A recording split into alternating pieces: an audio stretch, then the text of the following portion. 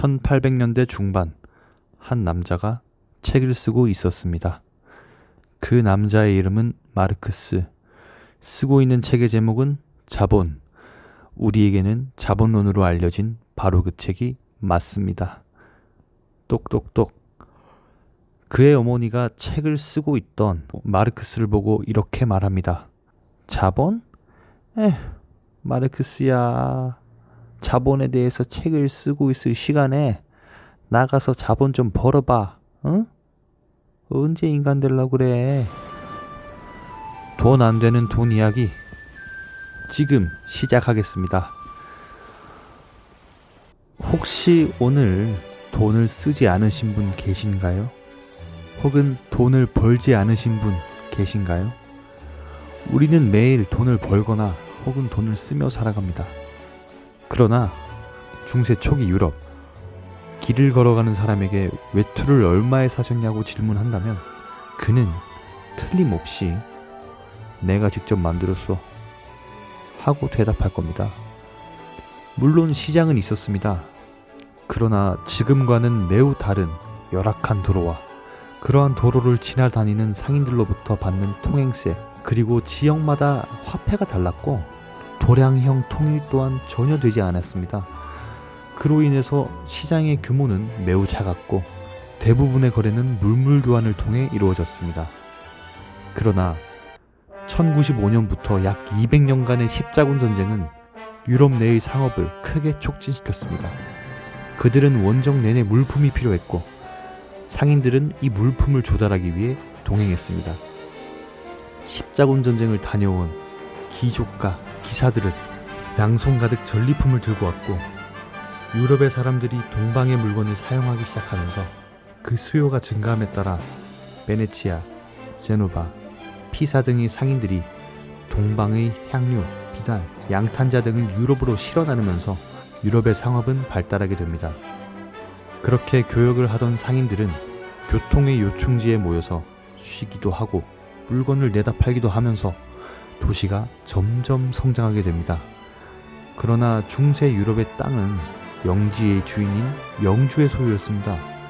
영주들은 자신의 영지에서 세금을 징수하고 독점을 누리고 영지민들에게 일을 시키며 심지어는 재판소까지 운영했습니다.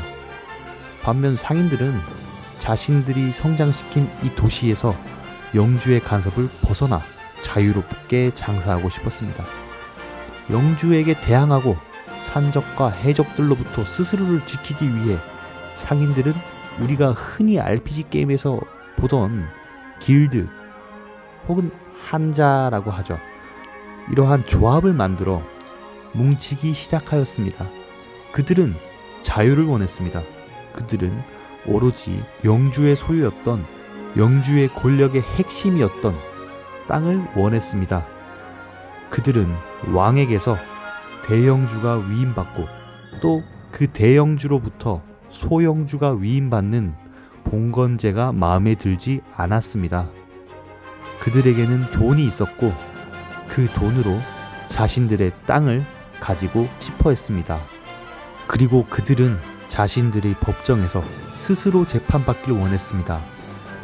도시에 대해서 쥐뿔도 모르는, 자신의 이익밖에 챙길 줄 모르는 영주들의 재판소가 못마땅했습니다. 당시 도시는 빠르게 확장되는 인구와 규모에 비해 너무 느린 봉건제의 관습에 얽매여 치안이 불안했습니다. 도시의 치안을 유지하는 일은 큰 비용이 들고 고귀한 귀족인 영주는 평민들의 목숨과 재산을 위해 돈을 쓰고 귀찮은 일을 하기 싫어했습니다. 상인들은 자신들의 재산을 보호할 법과 치안을 원했습니다. 그래서 그들은 돈으로 도시의 권리들을 영주들로부터 사기 시작하였습니다. 그러나 그들은 미국의 혁명가들처럼 모든 인간은 자유롭고 평등하다라고 말하지 않았습니다. 다만 그들은 단지 자신들의 상업에 방해가 되는 봉건적 관행의 일부를 완화하여 자유가 주는 이점을 추구하였을 뿐입니다. 그래서 그들은 길드에 가입하지 않은 다른 상인들이 자신들의 도시에서 물건을 팔지 못하게 막고 시장을 독점하며 자신들의 권리와 부를 더욱 키워갔습니다. 그렇게 그들은 커져가는 규모에 맞게 더욱 큰 규모의 사업을 원했고, 큰 규모의 사업을 위해서는 돈을 빌릴 곳이 필요해졌습니다. 오늘날 우리는 금융회사를 통해 아주 손쉽게 돈을 빌릴 수가 있습니다. 그러나 중세 기독교 사회 가장 강력한 권력을 가진 집단 중 하나인 교회는 돈을 빌려주고 이자를 받는 것을 굉장히 싫어했습니다. 이유는 상업이 발달하지 않은 중세 초기 돈을 빌리고 빌려주는 일이 흔치 않았습니다. 그리고 돈을 빌리는 사람들의 대다수는 사업을 하고 투자를 하기 위해 빌리는 것이 아니라 가뭄이 들거나 소가 죽는 불행한 일이 닥쳐 그 돈이 없으면 살 수 없기 때문에 돈을 빌리고자 했습니다. 공경에 처한 사람들에게 돈을 빌려주고 이자까지 받는 일은 교회의 기준에 옳지 않은 행동이었습니다. 더구나 돈을 빌려주고 이자까지 돌려받는 것은 일하지 않고 돈을 버는 그릇된 일이었습니다. 어디까지나 교회의 기준에서는요.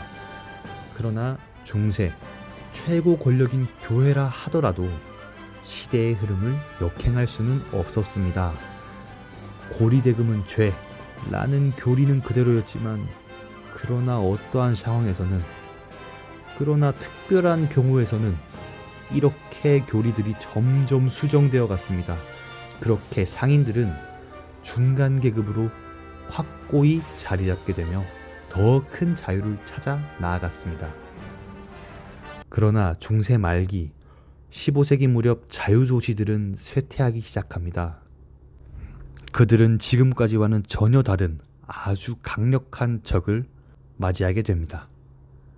다음 시간에는 유럽의 중상주의와 본격적으로 자본주의로 나아가는 과정을 이야기해 보도록 하겠습니다. 시청해 주셔서 감사합니다. 구독과 좋아요는 저에게 아주 큰 힘이 됩니다.